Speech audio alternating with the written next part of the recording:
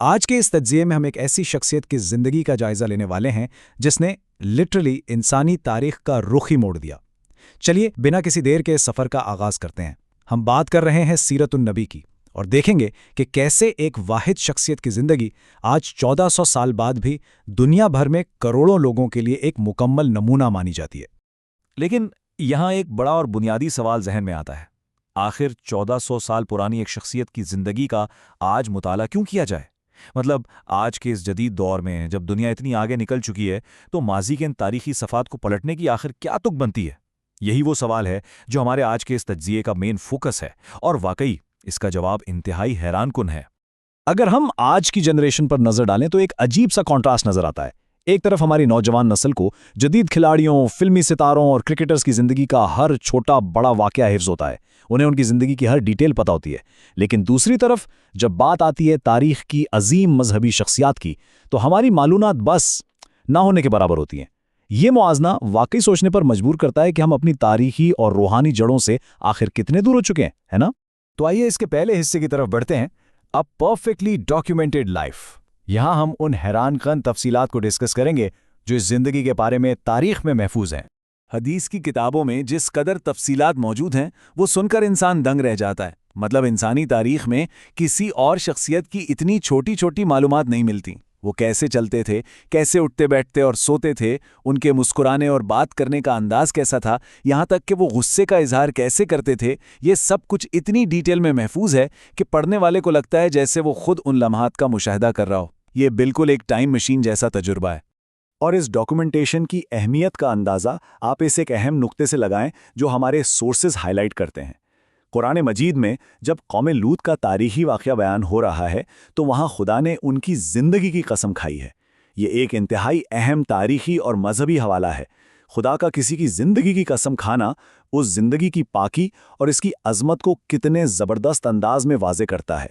اب چلتے ہیں اپنے دوسرے حصے پر، دا کمپلیٹ آئیڈیل یا اسوائے کاملہ، یعنی ان کی زندگی کا ہر پہلو مثالی کیوں اور کیسے ہے۔ نارمل زندگی میں اگر ہم دیکھیں تو ایک عام انسان میں متضاد یعنی بالکل اپوزٹ خوبیاں ایک ساتھ نہیں مل سکتی۔ جیسے جو شخص بہت گھلنے ملنے والا ہو اس کا کوئی خاص دبدبہ نہیں ہوتا، اور جو دبدبے والا ہو اس سے لوگ فری نہیں ہو سکتے۔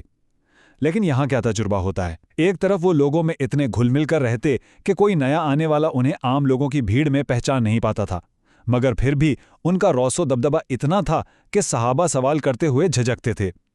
ایک طرف جنگ حنین میں دشمنوں کے سامنے اکیلے ڈٹے رہنے والے عظیم ندار جنگجو ہیں، اور ٹھیک دوسری طرف ان کے ہاتھوں کو ریشم سے بھی زیادہ نرم قرار دیا گیا ہے۔ یہ بیلنس واقعی مائنڈ بلوئنگ ہے۔ اس دبدبے کو سمجھنے کے لیے ایک بہت مشہور واقعہ ہمارے سامنے آتا ہے، دھل یادین کا واقعہ۔ ایک مرتبہ ہوا یوں کہ انہوں نے بھول کر 4 رکعت والی نماز صرف 2 رکعت میں ختم کر دی۔ اب اس مجلس میں عظیم ترین صحابہ موجود تھے، لیکن کسی کی ہمت نہ ہوئی کہ آگے بڑھ کر اس وقت ان سے سوال کرے۔ آخرکار ایک صحابی دھل یادین نے انتہائی ادب اور احترام سے پوچھا کہ کیا نماز کم کر دی گئی ہے یا کوئی بھول ہوئی ہے۔ یہ چھوٹا سا واقعہ ان کی شخصیت کی اس ہیبت اور احترام کو ظاہر کرتا ہے جو لوگوں کے دلوں میں بیٹھا ہوا تھا۔ اور سب سے خوبصورت بات یہ ہے کہ ان کی زندگی میں انسانی فطرت کی کمزوریوں کا بھی عملی نمونہ ملتا ہے۔ مثلاً ایک سفر کے دوران ایسا ہوا کہ صحابہ سمیت سبھی تھک کر سو گئے اور فجر کی نماز کا وقت نکل گیا، یہاں تک کہ سورج طلوع ہو گیا۔ اب سورسز بتاتے ہیں کہ یہ ایکچولی اس لیے ہوا تاکہ آنے والی نسلوں کے لیے ایک پریکٹیکل ایگزامپل سیٹ ہو سکے کہ بھئی اگر ایک عام انسان سے غلطی ہو جائے یا سوتے ہوئے نماز چھوٹ جائے تو اس کی تلافی کیسے کرنی ہے۔ انہوں نے وہاں پینک نہیں کیا، نہ کسی پر غصہ کیا، بلکہ وہ عملی حل پیش کیا جو آج تک ہمارے کام آ رہا ہے۔ ویسے اس موضوع پر ہمارے سورس مٹیریل میں مختلف آراء یعنی ڈیفرنٹ ویو پوائنٹس بھی ملتے ہیں۔ ایک طرف تو آرتھوڈاکس یا روایتی مکتبہ فکر ہے جس کا بالکل کلیئر ماننا ہے کہ ان کی زندگی ہر دور کے لیے ایک مکمل نمونہ یعنی اسوائے کاملہ ہے، لیکن دوسری طرف جدید دور کے مقالے نگار وحید الدین خان کی ایک ماڈرن کرٹیک بھی ملتی ہے۔ ان کا آرگومنٹ یہ ہے کہ ان کی شخصیت کو ہر اعتبار سے آج کے اس جدید دور میں فلی ایپلیکیبل نمونہ نہیں تصور کیا جا سکتا۔ یہاں ہمارا مقصد کسی ایک سائٹ کو سپورٹ کرنا نہیں ہے، بلکہ ان دونوں پرسپیکٹیوز کو پلینلی سامنے رکھنا ہے تاکہ ان سورس ٹیکسٹ کو اچھی طرح سمجھا جا سکے۔ چلیے آگے بڑھتے ہیں۔ حصہ تیسرا، امپیکٹ بیونڈ مسلمز۔ یہاں ہم دیکھیں گے کہ سیرت کا اثر صرف مسلمانوں تک محدود نہیں بلکہ دنیا بھر کے مورخین کو اس نے کیسے متاثر کیا ہے۔ اس حوالے سے سب سے انٹرسٹنگ فیکٹ یہ ہے کہ ایک مشہور عیسائی مصنف ہیں مائیکل ہارٹ، انہوں نے ایک کتاب لکھی دی 100، جس میں انہوں نے انسانی تاریخ کے سب سے زیادہ اثر و رسوخ رکھنے والے 100 افراد کی لسٹ بنائی، اور گیس کریں پہلے نمبر پر انہوں نے کسے رکھا؟ جی ہاں، پروفٹ محمد کو۔ ایک غیر مسلم ہسٹوریکل آبزرور کا اپنی اس ڈیٹیل ریسرچ کے بعد یہ فیصلہ کرنا اس بات کا ثبوت ہے کہ ان کی شخصیت کا تاریخی اثر آخر کتنا ڈیپ اور گلوبل ہے۔ اور اس امپیکٹ کو مزید سمجھنے کے لیے ایک بہت ہی کیپٹیویٹنگ واقعہ ہماری نظر سے گزرتا ہے۔ ایک برہمن ڈاکٹر تھے جو بعد میں مسلمان ہو گئے۔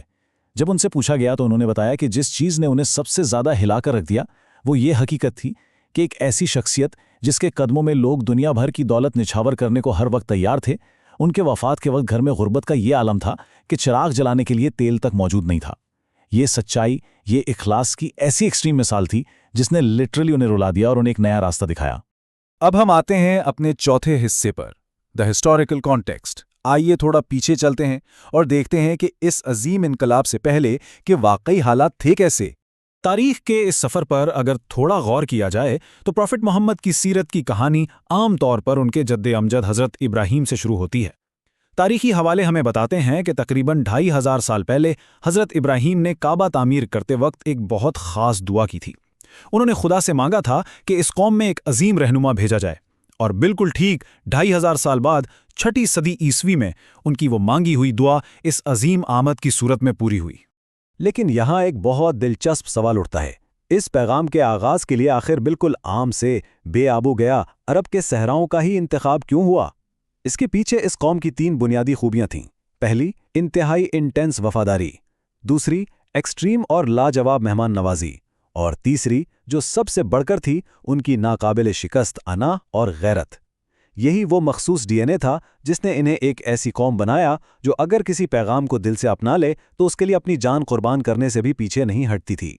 اس پوائنٹ کو اور ڈیپلی سمجھیں تو ہمیں ایک بڑا زبردست تاریخی کنٹراسٹ نظر آتا ہے۔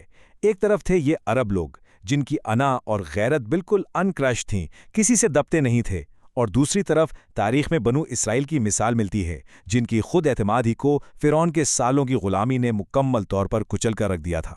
اس طویل غلامی کی وجہ سے بنو اسرائیل کے اندر سے آگے بڑھنے اور ایک نیا عالمی نظام قائم کرنے کی ڈرائیو ختم ہو چکی تھی، جبکہ عرب کی اس فری اور آزاد کرداری نے ہی انہیں آنے والے اس انسٹاپیبل عالمی انقلاب کا پرفیکٹ وارث بنا دیا تھا۔ اور اس اٹوٹ انا کو ٹھیک راستے پر ری ڈائریکٹ کرنے کا کیسا نتیجہ نکلا؟ اس کا سب سے بہترین مظاہرہ صحابی ربی بن عامر کے واقعے میں ملتا ہے۔ جب وہ اس وقت کی دنیا کی سپر پاور یعنی ایران کے عظیم سپاہ سالار رستم کے شاہانہ دربار میں داخل ہوئے تو انہوں نے وہاں کی لگژری کی ذرا بھی پرواہ نہیں کی۔ وہ بغیر کسی خوف کے اپنا نیزہ ان عظیم قالینوں میں چبوتے ہوئے آگے بڑھے تاکہ اپنا پیغام دے سکیں۔ ان کا یہ فولادی دبدبہ بتاتا تھا کہ اب ان کی وہ شدید انا کسی جھوٹے غمنڈ کے لیے نہیں بلکہ ایک بارحق مقصد کے تابع ہو چکی تھی۔ آخر میں چلتے ہیں اپنے 5ویں حصے پر، دی ایج آف اگنورنس یا دور جاہلیت۔ یہ وہ اندھیرا دور تھا جس نے اس پروفاؤنڈ ٹرانسفارمیشن کی ضرورت پیدا کی۔ جاہلیہ، جسے عام زبان میں ہم عرب کا اسلام سے پہلے کا دور کہتے ہیں، بیسیکلی انتہائی روحانی، اخلاقی اور معاشرتی اندھیرے کا وقت تھا۔ اس جہالت کی انتہا کا اندازہ صرف اس ایک عجیب پریکٹس سے لگائیں۔ عقائد اس قدر بگڑ چکے تھے کہ لوگ ستو یعنی آٹے کے بت بناتے تھے، سفر میں ان کی باقاعدہ پوجا کرتے، اور اگر سفر کے دوران انہیں بھوک لگتی تو اپنے ہی بنائے ہوئے ان خداؤں کو آرام سے کھا لیا کرتے تھے۔ یہ ہیومن انٹلیکٹ کے زوال کی واقعی ایک ایکسٹریم سٹیج تھی۔ اور اگر اس وقت کی سوسائٹی کو دیکھیں تو حالات اتنے ابسرڈ تھے کہ وہاں ایک خونی جنگ لگاتار 40 سال تک جاری رہی، اور جنگ کی بنیاد کیا تھی؟ صرف ایک گھوڑ دوڑ کے معمولی سے مقابلے میں آگے پیچھے ہونے کا جھگڑا۔ اس ایک چھوٹی سی ضد پر 2 قبیلوں میں ایسی جنگ چھڑ گئی جس میں ہزاروں جانیں چلی گئیں۔ پورا کا پورا معاشرہ ایک دوسرے کو مارنے کاٹنے پر تلا ہوا تھا۔ لیکن اس ان ییلڈنگ انا کا جو سب سے دردناک اور تاریخ ترین پہلو تھا وہ تھا معصوم بچیوں کا زندہ دفن کیا جانا۔ ان لوگوں کا وہ فولادی جذبہ اور غیرت جب کمپلیٹلی غلط راستے پر چل پڑی تو اس بات پر مجبور کرتی تھی کہ باپ اپنی نوزائیدہ بیٹیوں کو اپنے ہی ہاتھوں سے زندہ گڑ دیتے تھے۔ کیوں؟ صرف اس خوف سے کہ کل کو ان کی شادی کرنی پڑے گی اور کسی داماد کے سامنے سر جھکانا پڑے گا۔ یہ ایک ایسی سنگدلی تھی جس کا تصور بھی آج رونگٹے کھڑے کر دیتا ہے۔ تو آخر میں ان سب فیکٹس کو جاننے کے بعد ہمارے سامنے سب سے بڑا اور اہم سوال کھڑا ہوتا ہے، کیسے ایک ایسی اکیلی شخصیت نے اس شدید جہالت اور خوفناک رسومات والے اندھیرے معاشرے کو چند ہی دہائیوں میں ایک عظیم اور روشن عالمی تہذیب میں بدل کر رکھ دیا؟ یہ سچ میں دلوں اور دماغوں کو سوچنے پر مجبور کر دیتا ہے۔ آخر وہ کون سی ایسی بے مثال حکمت عملی تھی جس نے تاریخ کا دھارا بدل دیا؟ یہ ایک ایسا پروفاؤنڈ سوال ہے جسے ہم آنے والے ایکسپلینرز میں مزید ڈیٹیل سے ایکسپلور کریں گے۔